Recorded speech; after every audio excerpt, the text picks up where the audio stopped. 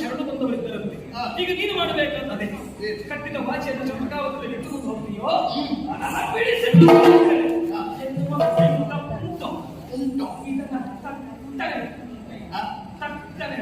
ಇದೇ ಒಂದು ಆಗುವುದಿಲ್ಲ. ಬಿಡಿಸಿಕೊಂಡು ಹೋಗುವ ಆಲೋಚನೆಯ ಅಥವಾ ಬಿಟ್ಟು ಹೋಗುವ ಆಲೋಚನೆ ಇದು ಸರಿಯಾಯಿತು. ಅದನ್ನು ತಟ್ಟನೆ ಹೇಳುವುದಕ್ಕೆ ಪಟ್ಟನೆ ಎಂದು ಉತ್ತರ ಕೊಡುವುದಕ್ಕೆ ನಾವೇ ಪಟ್ಟನೆ ಹೇಳುವಂತೆ ವಿದ್ಯಾರ್ಥಿಗಳ ಗಳಿಸಿದ ಅಂಕ ನಮ್ಮ ಕಡೆ ಹೆಚ್ಚಿದ್ದಾಗ ನಾವು ಆ ಕಡೆ ಇದ್ದವನ್ನ ಗಳಿಸುವುದು ಯಾಕೆ? ಇಂತಿಷ್ಟು ಸಮಯ ಉಂಟು, ಆ ಸಮಯ ನಾವೇ ತೆಗೆದ್ರೆ ಮತ್ತೆ ಅವರಿಗೆ ಆಟ ಆಡ್ಲಿಕ್ಕೆ ಇರುವುದಿಲ್ಲ. ನಿಜವಾಗಿ ಹೇಳುತ್ತೇನೆ, ಎಲ್ಲಿ ಹೋದ್ರು ನನ್ನದು ಮಿತಿಗಿಂತ ಹೆಚ್ಚಾಯಿತು ಅಂತ ಹೇಳಿದವರೇ ಇಲ್ಲ. ನಮಗೆ ಬಹಳ ಗೊತ್ತು, ಮಿತಿಗಿಂತ ಹೆಚ್ಚಾಯಿತು ಅಂತ ಹೇಳಿದ್ದು ಇಲ್ಲ. ಕೆಲವೊಂದು ಸಂದರ್ಭದಲ್ಲಿ ನಿಮ್ಮ ನಿರೀಕ್ಷೆಯಲ್ಲಿದ್ದಾಗ ನೀವು ಮಾಡದೇ ಇರುವುದು ಉಂಟಂತೆ. ಅಲ್ಲ, ಮಾಡದೇ ಇರುವುದು ಯಾಕೆ? ಉಳಿದವರಿಗೆ ಅವಕಾಶ ಕೊಡುವುದು. ಅಲ್ಲ, ಉಳಿದವರಿಗೆ ಅವಕಾಶ ಕೊಡುವುದಕ್ಕೊಂದು, ಎದುರಿಗೆ ಬಂದವರು ಯಾರು ಎನ್ನುವುದನ್ನು ನೋಡ್ಕೊಳ್ತೇವೆ. ಎದುರಿದ್ದವರನ್ನು ನೋಡಿ ನಿಮ್ಮ ಕೆಲಸ ಅವರಿಗಷ್ಟು ಸಾಧ್ಯ ಅಷ್ಟಕ್ಕೆ ನಾವು ಹೊಂದಿಕೊಂಡು ಹೋಗುವುದು ಅಂತಂದ್ರೆ ಸುಧನ್ವ ನಿನಗೆ ಅಂಕಿತನ ಅಲ್ವಾ? ಹೆಸರಿಗೆ ತಕ್ಕಂತೆ ವ್ಯವಹರಿಸಿದ್ಯಾ ಇಲ್ಲಿವರೆಗೆ. ಸುಧನ್ವ ಅಂತ ನಿನ್ನ ಅಪ್ಪ ಹೆಸರಿಟ್ಟದಕ್ಕೆ ಸಾರ್ಥಕ ಆಯಿತು. ಅದರ ಮತ್ತೊಂದು ವಿಷಯ ಹೇಳುತ್ತೇನೆ. ಏನು? ಈ ಸುಧನ್ವ ಎನ್ನುವುದು ನಿನಗೆ ಅಂಕಿತ ನಾಮವಾದರೆ ಅನ್ವರ್ಥ ನಾಮ ನಿಮಗೂ ಹೌದು, ಭೀಷ್ಮಾಚಾರ್ಯರಿಗೂ ಹೌದು. ಭಾರತರಿಗೆ ಅನ್ವರ್ಥ ನಾಮ ಸುಧನ್ವ ಎನ್ನುವುದು. ಅಂದರೆ ಇದರ ಅರ್ಥ ನೀನು ಹುಟ್ಟಿಕೊಳ್ಳುವ ಮೊದಲೇ ಆ ಹೆಸರು ಹುಟ್ಟಿಕೊಂಡಿದೆ. ಈ ಪ್ರಪಂಚದಲ್ಲಿ ನಾನು ಯೋಚನೆ ಮಾಡಬೇಕಾದದ್ದು ಏನು? ಬಹುಶಃ ನನಗೆ ಹೆಸರು ಇಟ್ಟದ್ದಿದ್ದರೆ ಅದು ನಿನ್ನ ಸುಧನ್ವವನ್ನು ಕಂಡೇ ಇಟ್ಟಿದೆ. ಬಾರಿ ಹತ್ತಿರದಲ್ಲಿದ್ದು ನೋಡಿದವನ ನನ್ನ ಮಗ ನಿಮ್ಮಲ್ಲಿ ನನ್ನ ಉತ್ಸಾಹದ ಚಿಗುಮೆ, ನನ್ನ ನವಚಾತನಕ್ಕೆ ಸ್ಫೂರ್ತಿಯವ. ನಾನಿಂದು ಈ ರೀತಿ ವಿಕಾಸಗೊಳ್ಳಬೇಕಿದ್ದರೆ ಅವನ ಕೊಡುಗೆಯೂ ಕೆಲವು ಇದೆ. ಅಂತಹ ಮಗ ಅಭಿಮನ್ಯು ತುರಂತವಾಗಿ ಸತ್ತು ಬಿಟ್ಟ. ಆ ನನ್ನ ಮಗನ ಸಾವಿನ ವಿಷಯ ಎಣಿಸಿಕೊಂಡಾಗ ಈಗಲೂ ನನಗೆ ಎದೆ ಒಡಲು ಬರ್ತಾ ಇದೆ.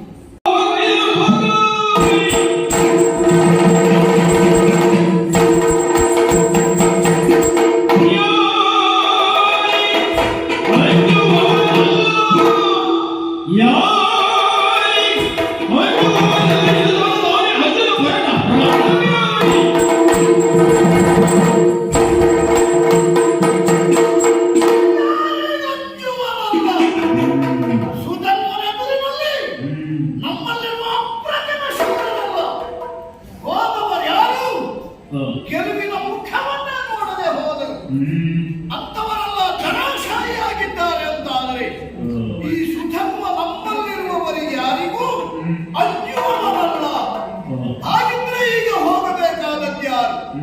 ಈ ಪೃಥ್ವಿಯಲ್ಲಿ, ಈ ಕ್ಷೇತ್ರದಲ್ಲಿ ಸರಿಸಾಟಿ ಇಲ್ಲದ, ಯಾರಿಗೂ ಇದುವರೆಗೆ ಅನ್ಯದ ಭಾರತನೇ ಹೋಗಬೇಕಾದ ಅಗತ್ಯ ಇದೆ.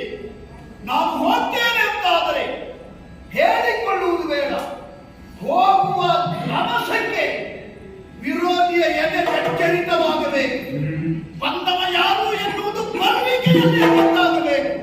ಹಾಗೆ ಗೊತ್ತಾಗಬೇಕು ಅಂತಿದ್ದರೆ ನಾನು ಹೋಗುವ ಕ್ರಮ ಹಾಗೆ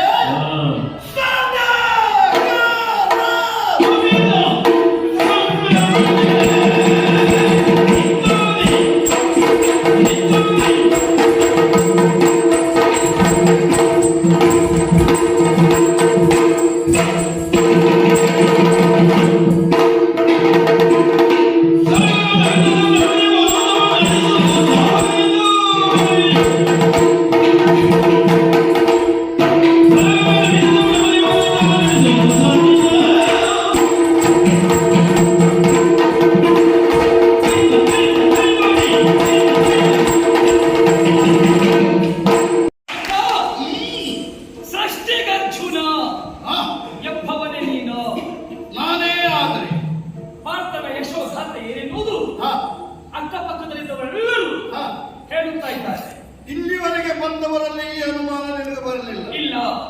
ಈಗ ನನ್ನನ್ನು ನೋಡಿದಾಗ ಪ್ರಶ್ನಾರ್ಥಕವಾಗಿ ಕೇಳಿ ಸೃಷ್ಟಿ ಅರ್ಜುನನೆಂಬ ಯಾವುದರಿಂದ ಗುರುತಿಸಿದೆ? ಕಾರಣ ಉಂಟು.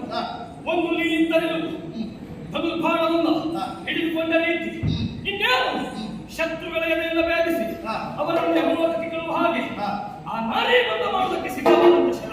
ಕೆಲವೊಂದು ಸಂದರ್ಭ ವ್ಯಕ್ತಿಯನ್ನ ಪ್ರತ್ಯಕ್ಷವಾಗಿ ನೋಡದೇ ಇದ್ದರು ಅವನ ಯಶೋಗಾಥೆಗಳನ್ನ ಕೇಳಿ ತಿಳಿದು ಆ ವ್ಯಕ್ತಿ ಹೀಗೇ ಇರಬಹುದು ಎಂದು ನಾವು ಮನಸ್ಸಿನಲ್ಲಿ ಚಿತ್ರಿಸುತ್ತೇವೆ.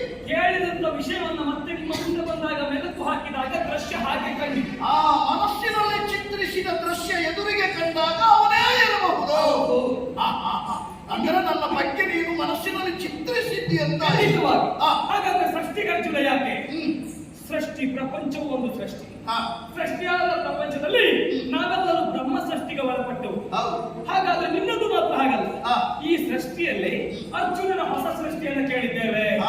ಗಜಗವರಿರುವುದಕ್ಕಾಗಿ, ದೇವಲೋಕದ ಐರಾವತರಿಗೆ ಬರುವುದಕ್ಕಾಗಿ, ಕುಂಬಿನಿಂದ ಅಂಬರಕ್ಕೆ ಅಂಬಿನ ಸೇತುವೆಯನ್ನು ನಿರ್ಮಾಣ ಮಾಡಿದವ ನೀನಂತೆ. ಅಲ್ಲಿಗೆ ಮುಗಿಲಿಲ್ಲ.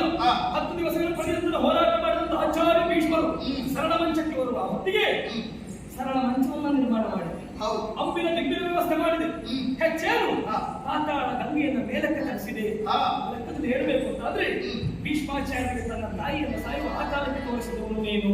ಅಂಬಾಭವನೇ ಸುಕುಮಾರರಾದಂತ ಆ ಭೀಷ್ಮಾಚಾರ್ಯರಿಗೆ ಪಾತಾಳ ಗಂಗೆಯ ಮೇಲೆದ್ದು ಬಂದು ಏನು ಕೊಡಬೇಕದನ್ನು ಕೊಡುವ ಹಾಗೆ ವ್ಯವಸ್ಥೆಯನ್ನು ನೀನು ಮಾಡಿದವನಿದ್ದಿ. ಇದೆಲ್ಲವೂ ಬ್ರಹ್ಮ ಸೃಷ್ಟಿಯಾದಂತ ಈ ಪ್ರಪಂಚದಲ್ಲಿ ಅರ್ಜುನನ ಹೊಸ ಸೃಷ್ಟಿಯಾದ್ದರಿಂದ ಹೀಗೆ ಕೇಳಿದ್ದು. ಸೃಷ್ಟಿಯಲ್ಲಿ ಹೊಸ ಸೃಷ್ಟಿಯನ್ನು ಸೃಷ್ಟಿಸಿದ ಸೃಷ್ಟಿಗೆ ಅರ್ಜುನ ನೀನೇ ಆದ್ರೆ ಇನ್ನಲ್ಲಿ ಎರಡು ಮಾತು. ಪೂಜಿಸಿ ವಿದ್ಯಾಶಾಂತವಾಗಿ ಬಿಟ್ಟಂತ ನಿಮ್ಮ ಯಜ್ಞಾಶ್ವವನ್ನು ನಾವು ಕಟ್ಟಿದ್ದೇವೆ. ನಮ್ಮಪ್ಪ ಕಟ್ಟಿಸುವ ವ್ಯವಸ್ಥೆಯನ್ನು ಮಾಡಿದ್ದಾರೆ. ಬೇಕಂದ್ರೆ ಮಕ್ಕಳಿಗೆ ಕಟ್ಟಿದವರು ಕಾದಾಟ ಮಾಡಬೇಕಿರುವ ಹಾಗೆ ಅದಕ್ಕೆ ಕಂಕಣಬದ್ಧರಾದಂತ ನಾವು ಬಂದಂತ ಅತಿರಥರು ಮಹಾರಥರ ಸೇವೆಯನ್ನೆಲ್ಲವನ್ನು ತಲೆಯಲ್ಲಿ ಒದಗಿಸಿದವರಿದ್ದೇವೆ.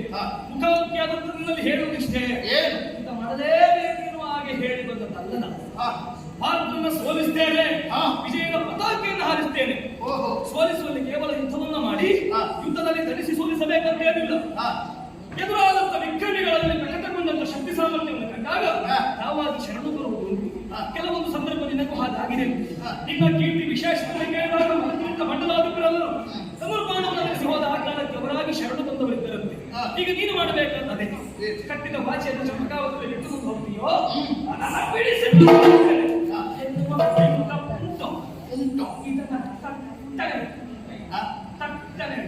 ಇದೇ ಒಂದು ಆಗುವುದಿಲ್ಲ. ಬಿಡಿಸಿಕೊಂಡು ಹೋಗುವ ಆಲೋಚನೆಯ ಅಥವಾ ಬಿಟ್ಟು ಹೋಗುವ ಆಲೋಚನೆ ಇದು ಸರಿಯಾಗಿ ಅದನ್ನು ತಟ್ಟನೆ ಹೇಳುವುದಕ್ಕೆ ಪಟ್ಟನೆ ಉತ್ತರ ಕೊಡುವುದಕ್ಕೆ ನಾವೇ ಪಟ್ಟನೆ ಹೇಳುವಂತೆ ಜಾತಿಯವರ ಯಾರಿಗೆ ಅದೀಗ ನಿಮ್ಗೆ ಗೊತ್ತಾಯ್ತಾ? ನೀನು ಹೇಳುವಾಗ ಗೊತ್ತಾಗಲಿಲ್ಲ. ನಾವೆಷ್ಟು ಬೇಕಾದ್ರೂ ಮಾಡ್ಬೋದು. ಯಾಕೆ ಗೊತ್ತುಂಟಾ? ಈಗ ಅಶ್ವರ ಸಂಪೂರ್ಣ ಹೊಣೆಗಾರಿಕೆ ಇದ್ದದ್ದು ಹೇಗೆ? ವರುಷವೊಂದರೊಳಗೆ ಇಳೆಯ ಪ್ರದಕ್ಷಿಣೆ ಮಾಡಿದ ಅಶ್ವ ಯಜ್ಞಶಾಲೆಯನ್ನು ಪ್ರವೇಶ ಮಾಡಬೇಕು. ನಾವು ಎಷ್ಟು ಬೇಕಾದ್ರೂ ಮಾತನಾಡಿ 1 ವರ್ಷ ಇಲ್ಲೇ ಕಲಿತೇವೆ ಬೇಕಾದ್ರೆ ಅದು ನಿನಗಾಗುತ್ತಿಲ್ಲ. ನೀವು 1 ವರ್ಷದ ಒಳಗೆ ಅಶ್ವ ಯಜ್ಞಶಾಲೆ ಪ್ರವೇಶ ಮಾಡಲೇಬೇಕು. ಹಾಗಾಗಿ ನೀನೇನಿದ್ರು ಬೇಗ ಬೇಗನೆ ಮಾಡಬೇಕು. ಹಾಗಂತ ಈ ಕೆಲವೊಂದು ಸಂದರ್ಭ ಗಳಿಸಿದ ಅಂಕ ನಮ್ಮ ಕಡೆ ಹೆಚ್ಚಿದ್ದಾಗ ನಾವು ಆ ಕಡೆ ಇದ್ದವನ್ನ ಧ್ವನಿಸುವುದು ಯಾಕೆ? ಇಂತಿಷ್ಟು ಸಮಯ ಉಂಟು. ಆ ಸಮಯ ನಾವೇ ತೆಗೆದ್ರೆ ಮತ್ತೆ ಅವರಿಗೆ ಆಟ ಆಡ್ಲಿಕ್ಕೆ ಇರುವುದಿಲ್ಲ. ನಿಜವಾಗಿ ಹೇಳುತ್ತೇನೆ, ಎಲ್ಲಿ ಹೋದ್ರು ನನ್ನಂದು ಮಿತಿಗಿಂತ ಹೆಚ್ಚಾಯಿತು ಅಂತ ಹೇಳಿದವರೇ ಇಲ್ಲ. ನಮಗೆ ಬಹಳ ಗೊತ್ತು, ಮಿತಿಗಿಂತ ಹೆಚ್ಚಾಯ್ತು ಅಂತ ಹೇಳಿದ್ದು ಇಲ್ಲ. ಕೆಲವೊಂದು ಸಂದರ್ಭದಲ್ಲಿ ನಿಮ್ಮ ನಿರೀಕ್ಷೆಯಲ್ಲಿದ್ದಾಗ ನೀವು ಮಾಡದೇ ಇರುವುದು ಉಂಟಂತೆ. ಅಲ್ಲ, ಮಾಡದೇ ಇರುವುದು ಯಾಕೆ? ಉಳಿದವರಿಗೆ ಅವಕಾಶ ಕೊಡುವುದು. ಉಳಿದವರಿಗೆ ಅವಕಾಶ ಕೊಡುವುದಕ್ಕೊಂದು, ಎದುರಿಗೆ ಬಂದವರು ಯಾರು ಎನ್ನುವುದನ್ನು ನೋಡ್ಕೊಳ್ತೇವೆ. ಎದುರಿದ್ದವರನ್ನು ನೋಡಿ ನಿಮ್ಮ ಕೆಲಸ ಅವರಿಗಷ್ಟು ಸಾಧ್ಯ ಅಷ್ಟಕ್ಕೆ ನಾವು ಹೊಂದಿಕೊಂಡು ಹೋಗುವುದು ಅಂತಂದ್ರೆ ಸರಿ ಸರಿ ಗೊತ್ತಾಯ್ತಾ? ಅದನ್ನ ನೋಡುವವರು ಕೆಲವು ಅಪಾರ್ಥವಾಗಿ ತಿಳ್ಕೊಳ್ಳೋದು. ಬಹುಶಃ ನಿನಗಾದದ್ದು ಅಷ್ಟೇ. ನೀನು ಕೇಳಿದ್ದರಲ್ಲಿ ಕೆಲವು ಕಡೆ ಪಾತ್ರ ಏನು ಮಾಡಲಿಲ್ಲ. ಯಾಕೆ? ಎದುರಿಗೆ ಇದ್ದವ ಎಷ್ಟು ಮಾಡ್ತಾರೆ ಹೊಂದ್ಕೊಂಡು ಮಾಡ್ತಾರೆ. ಮಾಡಬೇಕಾದ ಪ್ರಮೇಯ ಬರಲಿಲ್ಲ. ಯಾಕೆ? ಜೊತೆಗೆ ಬಂದವರು ವಿಜಯವನ್ನ ಸಂಪಾದನೆ ಮಾಡಿದವರಿಂದ ಏನು ಕೆಲಸ ಉಂಟು ಅಲ್ವಾ? ಆದ್ರೆ ಮತ್ತೊಂದು ವಿಷಯ ನೀನು ಹೇಳಿದೆಯಲ್ಲ, ಏನು? ತಟ್ಟನೆ ಹೇಳುವಂತ. ಇದು ಮಾತ್ರ ನಿನ್ನ ವ್ಯಕ್ತಿತ್ವಕ್ಕೆ, ನೀನು ಇಲ್ಲಿವರೆಗೆ ಆಡಿದ ಮಾತಿಗೆ ನನಗೆ ಸರಿಯಾಗಿ ಕಾಣಲಿಲ್ಲ. ಇದು ಎಂತ ಮಾತಾಯ್ತು ಗೊತ್ತಾ? ಹುಡುಗ ಬುದ್ಧಿ ಆಯ್ತು.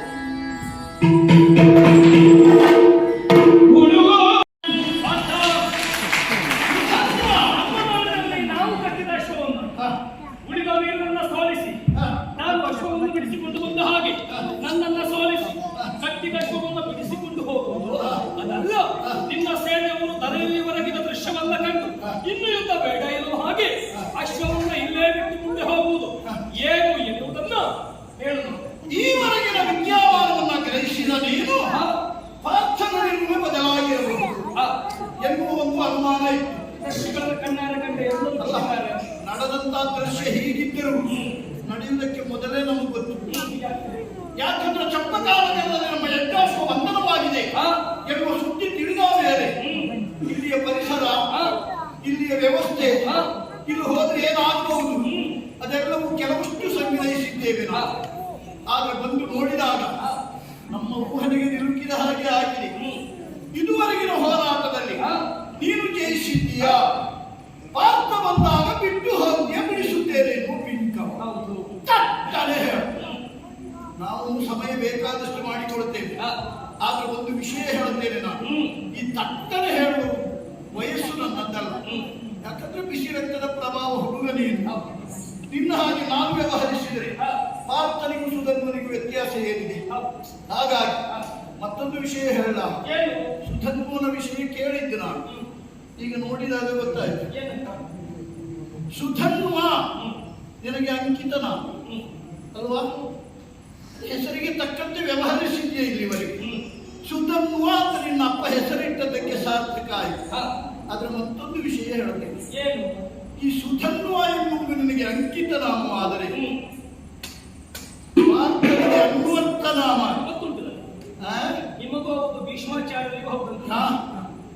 ಪಾರ್ಥನಿಗೆ ಅನ್ನುವಂತ ನಾಮ ಸುಧನ್ವ ಎನ್ನುವುದು.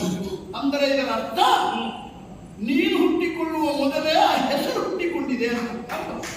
ಈ ಪ್ರಪಂಚದಲ್ಲಿ ನಾನು ಯೋಚನೆ ಮಾಡಬೇಕಾದದ್ದು ಏನು, ಬಹುಶಃ ನನಗೆ ಹೆಸರಿಟ್ಟದ್ದಿದ್ದರೆ ಅದು ನಿನ್ನ ಸುಧನ್ವನ ಕಂಡೇ ಇಟ್ಟಿದೆ ಇರಬಹುದು ಅನ್ನುವುದಕ್ಕಿಂತ ಇಲ್ಲಿವರೆಗಿನ ಸುಧನ್ವನಲ್ಲಿ ನಿನ್ನ ಸುಧನ್ವ ಏನು ಎಂದು ತೋರಿಸಿದ್ದೇನೆ. ಯಾಕಂದ್ರೆ ನಮ್ಮವರು ಬಲಾಢ್ಯರನ್ನೆಲ್ಲ ತಲೆಗೊರಳಿಸಿದ್ಯಲ್ಲ, ಹೆಸರಿಗೆ ಸಾರ್ಥಕ ಆಯಿತು. ಹಾಗೆ ಈ ಪ್ರಪಂಚದಲ್ಲಿ ದಶದಿಕ್ಕುಗಳಲ್ಲಿ ತನ್ನ ಪ್ರತಿಭೆಯನ್ನು ಸ್ಥಾಪಿಸಿದವ ಈ ಪಾರ್ಥನ ಮುಂದೆ ನೀನು ತಟ್ಟನೆ ಹೇಳನ್ನುವುದು ಹುಡುಗಾಟಿಕೆಯಾಗಿದೆ ವಿನಃ ನಿನ್ನ ಔಚಿತ್ಯಕ್ಕೆ ನಿನ್ನ ವ್ಯಕ್ತಿತ್ವಕ್ಕೆ ಸರಿಯಾದ ವಿಷಯ ಅಲ್ಲ. ಆದರೂ ಹೇಳುತ್ತೇನೆ, ಹುಡುಗ ಹೋದಲ್ಲೆಲ್ಲ ಅಶ್ವವನ್ನು ಬಿಡುತ್ತಾ ಹೋದ್ರೆ ನಮ್ಮ ಅಶ್ವಮೇಧ ಆಗ್ತದೆ. ಬರುವುದುಂಟ ಇಲ್ಲಿಗೆ? ಯಾವುದು ಇಲ್ಲಿವರೆಗೆ ಬರ್ತದ? ಅದೇ ಹೇಳು, ಎಲ್ಲಿಯೂ ಬಿಟ್ಟು ಹೋದ ಇತಿಹಾಸ ಇಲ್ಲ. ಇಲ್ಲವೇ? ಇದು ಪೂರ್ಣ ಆಗಬೇಕು. ವರ್ಷ ಪರ್ಯಂತರ ದಿಗ್ದೇಶವನ್ನ ತಿರುಗಾಟ ಮಾಡಬೇಕು. ಹಾಗಾಗಿ ಇಲ್ಲಿ ಬಂಧನವಾದ ಯಜ್ಞಾಶ್ವವನ್ನು ಬಿಟ್ಟು ಹೋಗುವ ಪ್ರಶ್ನೆಯೇ ಇಲ್ಲ. ಅಲ್ಲ, ಬಿಂಕ ನೀನು ಮುಂದೆ ಕೇಳದಿಲ್ಲ. ಬಿಂಕಕ್ಕೆ ಮತ್ತೊಂದು ಹೆಸರೇನು ಕೇಳಿದ್ರೆ ಪಾರ್ಥ. ಅಷ್ಟು ಗೊತ್ತಿದ್ದು ನೀನು ಬಿಂಕ ಉಂಟ ಅಂತ ಕೇಳುವುದಲ್ಲ. ಕೆಲವರಿಗೆ ಉತ್ಸಾಹ ಮನೆ ಮನೆಗೆ ಇರುವುದಿಲ್ಲ. ಅದೇ ಉತ್ಸಾಹ ಉಂಟ, ಈಗ ಎಲ್ಲಿಯಾದ್ರೂ ಕಡಿಮೆ ಆಯ್ತು ನೋಡುವ. ಯಾರದು? ನಿನ್ನ ವಯಸ್ಸು ದಾಟಿ ಬಂದವನ ಎಲ್ಲಿ ಹೋದ್ರು ಆ ನನ್ನ ಬಿಂಕವನ್ನು ಕಡಿಮೆ ಮಾಡಿಕೊಂಡು ಹೋದವಲ್ಲ, ಬೇಕು ಬೇಕು ಅನ್ನುವಷ್ಟಕ್ಕೆ ಮುಗಿಸಿ ಹೋದವನ. ಬೇಕು ಬೇಕು ಕಷ್ಟ ಆಗ್ತದೆ ಆಗುತ್ತದೆ. ಹೌದು. ಮತ್ತೆ ಈ ಪ್ರಚಾರದಲ್ಲಿದ್ದು ಕೆಲವು ವಯಸ್ಸಾದದ್ದು ಗೊತ್ತಾಗುತ್ತೆ. ಇವರಿಗೆ ಕೂಡುವುದಿಲ್ಲ, ಅವರು ಅಷ್ಟು ಆಗಬೇಕು ಅಂತ ಹೇಳ್ತಾರೆ.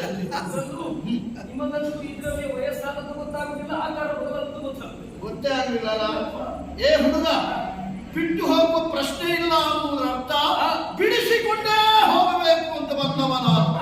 ನಿನ್ನ ಈ ಬೆಡಗಿನ ನುಡಿ ಉಂಟಲ್ಲ, ಹುಡುಗಾಟಿಕೆಯ ಈ ಬೆಡಗಿನ ನುಡಿ ಹೇಳ್ತೇನೆ ಒಂದು ವಿಷಯ. ನೀನು ಮತ್ತೆ ಹುಡುಗಾಟಿಕೆ ಎನ್ನುವುದಕ್ಕೆ ಬೇರೆ ವಿಷಯವೇ ಬೇಡ. ಯಾವುದನ್ನ ಕಟ್ಟಬೇಕು ಅದನ್ನು ಬಿಟ್ಟಿದ್ದು, ಯಾವುದನ್ನ ಬಿಡಬೇಕು ಅದನ್ನು ಕಟ್ಟಿದ್ದು. ಹಾಗಾದ್ರೆ ನಿಮ್ಮ ಲೆಕ್ಕದಲ್ಲಿ ಕಟ್ಟಬೇಕಾದದ್ದು ಯಾವುದು, ಬಿಡಬೇಕಾದ ಕಟ್ಟಬೇಕಾದದ್ದು ನೀನೀಗ ಆಡಿದೆಯಲ್ಲ ನನ್ನ ಮುಂಭಾಗ ಬೆಡಗಿನ ನುಡಿ, ಇದು ಕಟ್ಟಬೇಕು. ಅದನ್ನೆಲ್ಲ ಕಟ್ಟಿ ಒಂದು ಬದಿಗಿಡು. ಬಿಡಬೇಕಾದದ್ದು ಯಾವುದು ಗೊತ್ತಾ? ಬಂಧಿಸಿದ್ಯಲ್ಲ ನಮ್ಮ ಯಜ್ಞಾಶ್ವವನ್ನ, ಅದನ್ನ ಬಿಡು. ದನ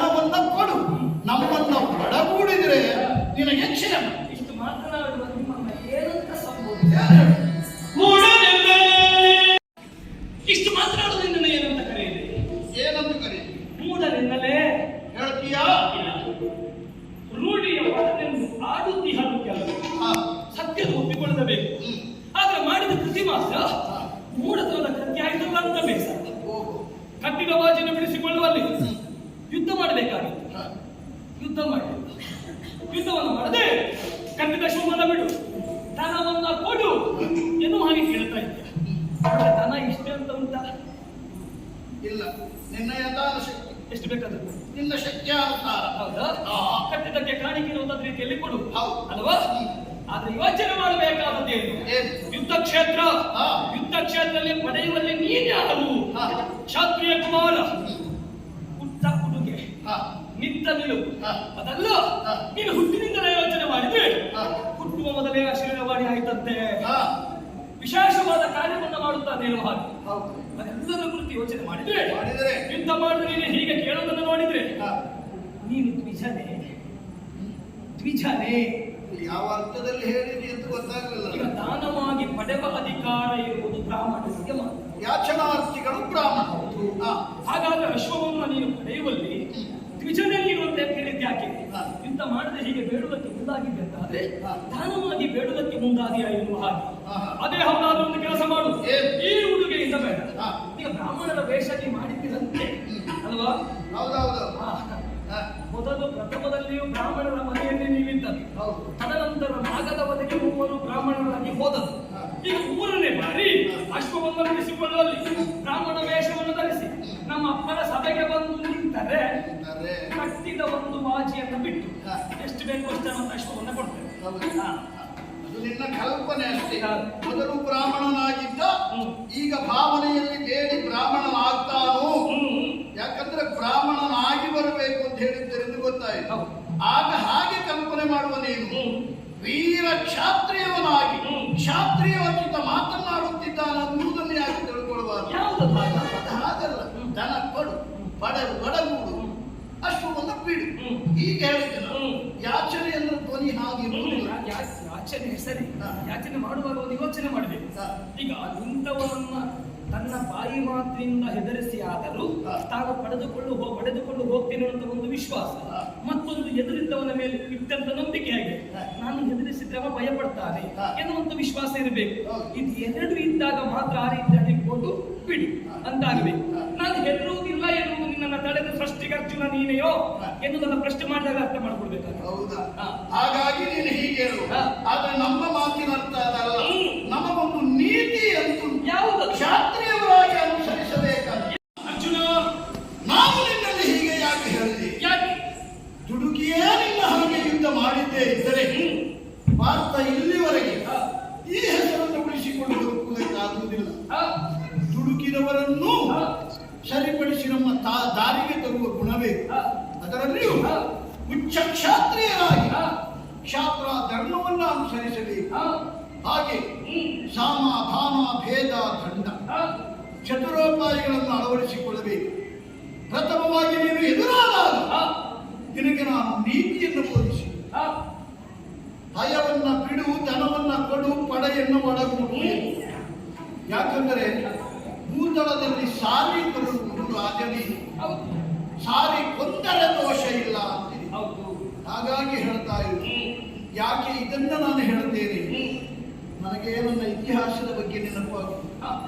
ನಾವು ಹಾದು ಬಂದ ದಾರಿಯನ್ನ ಒಮ್ಮೆ ಸಿಂಹಾವಲೋಕನ ಮಾಡಿದರೆ ಹಾ. ನಿಜಗೆ ನಿಜವಾಗಿ ಹಾ. ನಾನಾಗಿರುವುದಿಲ್ಲ. ಹ್ಮ್. ಯಾಕಂದ್ರೆ ನಿನ್ನಂತ ಪ್ರಾಯದ ಹುಡುಗರನ್ನ ಕಂಡಾಗ ನನಗೆ ಆ ನೆನಪಾಗುವುದು. ಹ್ಮ್. ನಾವು ಈ ಅಶ್ವಮೇಧವನ್ನು ಕೈಗೊಳ್ಳುವುದಕ್ಕೆ ಕಾರಣವೇ ಹಿಂದೆ ನಡೆದಂತಹ ಮಹಾಭಾರತ ಯುದ್ಧ. ಹೌದು. ಆ ಸಂಗ್ರಾಮದಲ್ಲಿ ಹಾ. ಕೌರವರ ಪಾಂಡವರು ಹೋರಾಟ ಮಾಡುವಾಗ ಹ್ಮ್. ಅದು ಹ್ಮ್. ಎಂತೆಂಥವರೆಲ್ಲ ಧರ್ಮಕ್ಕೆ ದುರಂತಕ್ಕೀಡಾದರು, ಹಾ. ಎಂಥವರೆಲ್ಲ ಸಾವನ್ನಪ್ಪಿದರು. ಹ್ಮ್. ದಾಯುವಾದ್ಯ ಮತ್ಸರ, ತರಣಿಗಾಗಿ ನಮ್ಮ ಹೊಡೆದಾಟ, ಹ್ಮ್. ಇದನ್ನೆಲ್ಲ ಎಣಿಸಿದರೆ ಹ್ಮ್. ಮುಂದೆ ಉಳಿದು ಬೆಳೆಯಬೇಕಾದಂತಹ ಹಾ. ಚಿಗುರುಗಳೆಲ್ಲ ಎಡವೆಯಲ್ಲಿಯೇ ಚೂಟಿ ಹೋದರು. ಕಾರಣ ನೀವೇ. ನಾವು ಕಾರಣ ಹೌದು. ಹಾ. ಅದನ್ನ ಮಾಡಲೇಬೇಕಾದ ಅನಿವಾರ್ಯತೆ ನಮಗಿತ್ತು. ಹ್ಮ್. ಆದರೆ ಅದನ್ನು ಎಣಿಸಿದಾಗ ಹಾ. ಈಗಲೂ ನಮ್ಮ ಮೈ ನವಿರೇರುತ್ತದೆ. ಅಂತಃಕರಣದಲ್ಲಿ ಭೀತಿ ಹುಟ್ಟುತ್ತಾ ಹೇಳ್ತಾ ಇದ್ದೀನಿ. ಹೆಚ್ಚಿನ ವಿಷಯ ಯಾಕೆ ಗೊತ್ತಾ?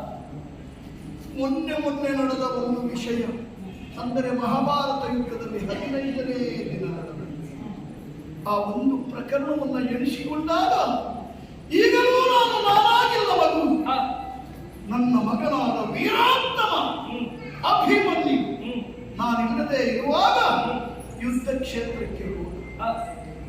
ಅತಿರಥ ಮಹಾರಥರಲ್ಲಿ ಹೋರಾಟ ಮಾಡಿದ. ಅವನ ಬಗ್ಗೆ ಈ ರೀತಿ ಹೇಳುವುದಕ್ಕೆ ಕಾರಣ ಏನು ಗೊತ್ತಿಲ್ಲ. ಜೀವನದಲ್ಲಿ ಸ್ವಾರ್ಥ ಇಲ್ಲದೆ ನಿಸ್ವಾರ್ಥಿಯಾಗಿ ಉಳಿದವ,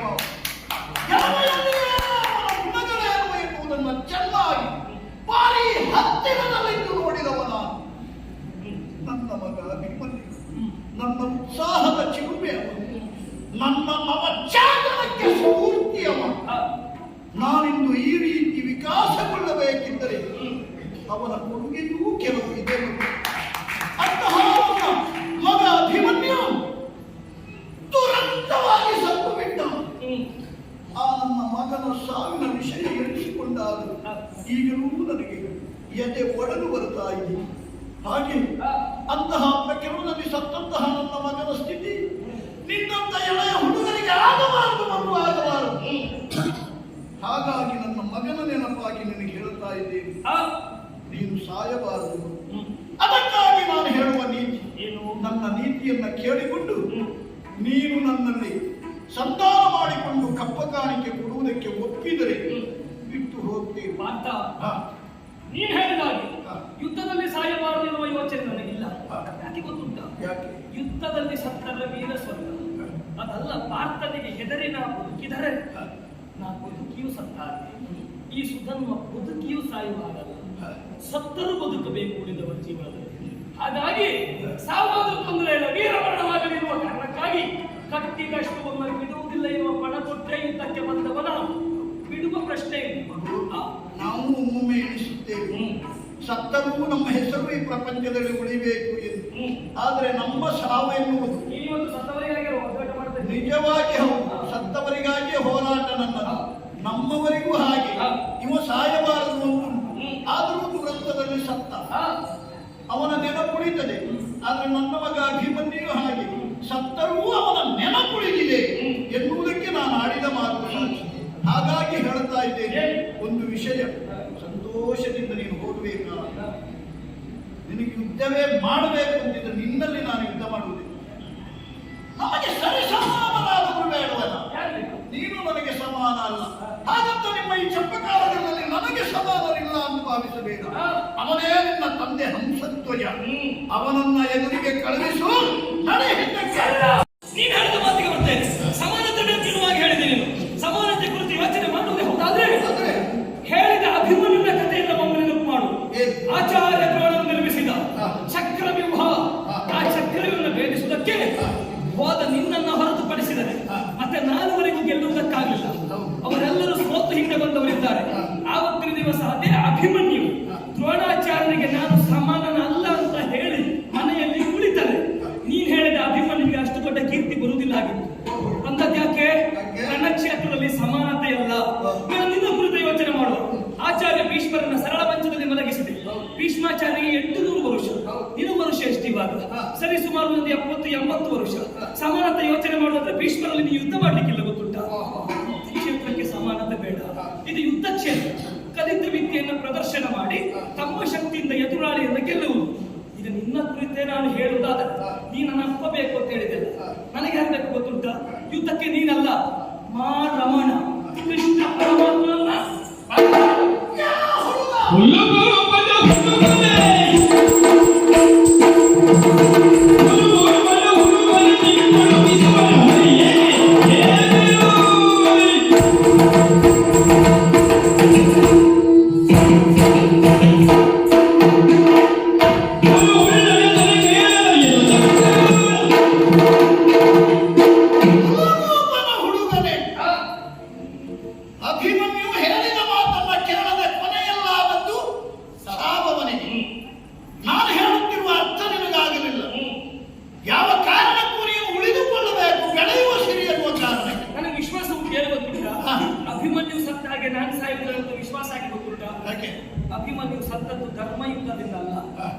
ಧರ್ಮ ಯುದ್ಧದಿಂದ ಸತ್ತದ್ದು. ಹೌದು. ಅರ್ಜುನ ಅಧರ್ಮ ಯುದ್ಧ ಮಾಡಿದ್ರೆ ಧರ್ಮರಾಯನ ತಮ್ಮ ಆಗುದಿಲ್ಲ, ಧರ್ಮ ಯುದ್ಧ ಮಾಡಿದ್ರೆ ನಾನೇ ಗೆಲ್ಲುವುದು ಗೊತ್ತುಂಟು, ಅದಕ್ಕಾಗಿ ಹೇಳಿದ್ರು. ಆ ಭರವಸೆ ಉಂಟು ಅಂತಾದರೆ ನೀತಿ ವಚನವನ್ನು ಹೇಳುವುದು ನನ್ನ ಕರ್ತವ್ಯ, ಕೇಳದೇ ಇದ್ದರೆ ದಂಡಿಸುವುದು ನನ್ನ ಕ್ರಮ.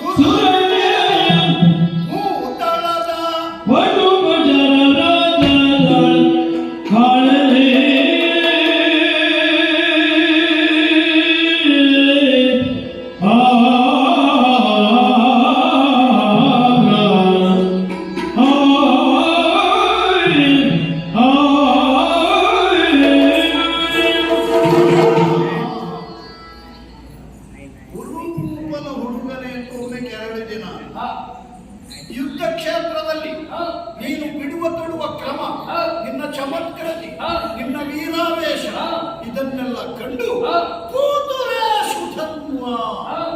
ಸತ್ವಾತಿಶಯದಿ ನಿನಗೆ ಎದುರಾಗುವವರು ಈ ಭೂತಳ ಮತ್ತೆ ಸುರನಿಲಯ ಪಾತಾಳದ ಪಟುಪಟರಲ್ಲಿ ನಾನು ಬೇರೊಬ್ಬರನ್ನ ಕಾಣಿ ನಾನೆಷ್ಟೋ ತಿರುಗಾಟ ಮಾಡಿದ್ದೀನಿ.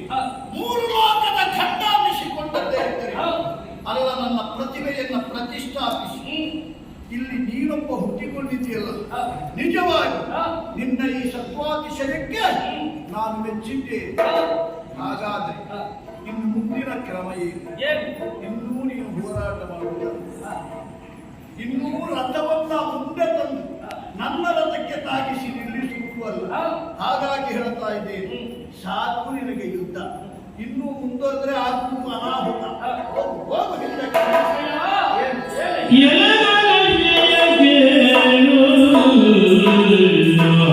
ಏನು ಫಲ ನಿನ್ನಲ್ಲಿ? ಕುರುಕ್ಷೇತ್ರದಲ್ಲಿ ಗೆಲುವನ್ನು ಸಂಪಾದನೆ ಮಾಡಿದ್ದಾರೆ ಕೇವಲ ನಿನ್ನ ಬಲದಿಂದ ಅಲ್ಲ, ಕೃಷ್ಣ ಪರಮಾತ್ಮನ ಲಲಿತ ಸಾರಥ್ಯದಿಂದಲೇ ಸಮರದಲ್ಲಿ ಗೆಲುವನ್ನು ನೀನು ಕಂಡುಕೊಂಡವನು. ಹಾಗಾಗಿ ಹೇಳ್ತಾ ಇದ್ದೇನೆ, ಇವತ್ತಿನ ಸೂತ್ರ ಸಾಮಾನ್ಯ ಸಾರಥ್ಯದಿಂದ ನನಗೆ ಗೆಲ್ಲುವುದಕ್ಕಾಗುವುದಿಲ್ಲ.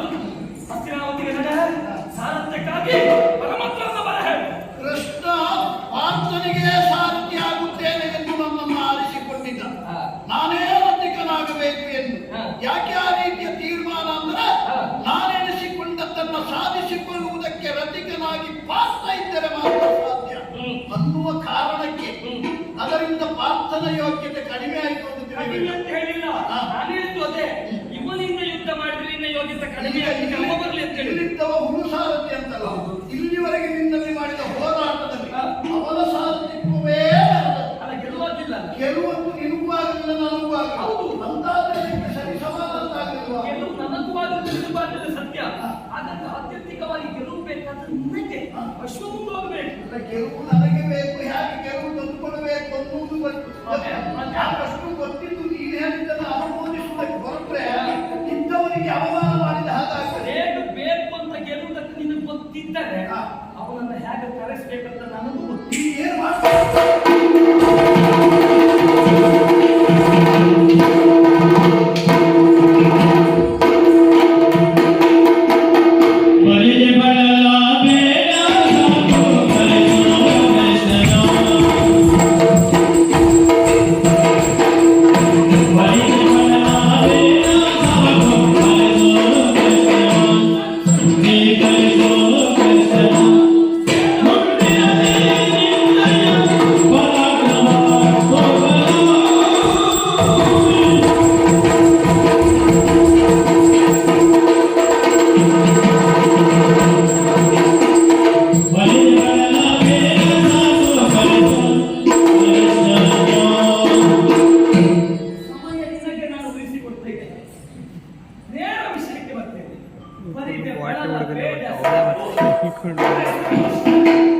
ನಿರೀಕ್ಷೆ ಅರ್ಜುನದಲ್ಲ, ಮಾಧವನ ನಿರೀಕ್ಷೆ. ಇವತ್ತು ಮಾಧವನೇ ಮಾಧವನ ಬರಬೇಕು. ಹಾಗಾಗಿ ಹೇಳ್ತಾ ಇದ್ದೇನೆ, ಕರೆಸೋಣ. ಕರೆಸುವುದಿಲ್ಲಲ್ಲ? ಕರೆಸುವುದಿಲ್ಲ ಯಾಕೆ?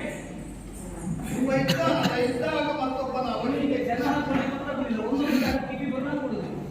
ಯಾರಿಗೆ ಯಾವುದಿನ ಕೆಲಸ ಕೊಡ್ಬೇಕಂತ ಗೊತ್ತಾಗುದಿಲ್ಲ. ನಿಮ್ಮ ಇದ್ದಾಗ ಅವ ಒಂದು ಇಮ್ಮನಿಯಲ್ಲಿ ಒಂದು ಯೋಚನೆ ಮಾಡ್ತಾ ಇದ್ದಾರೆ. ಅದು ಬೇಡ,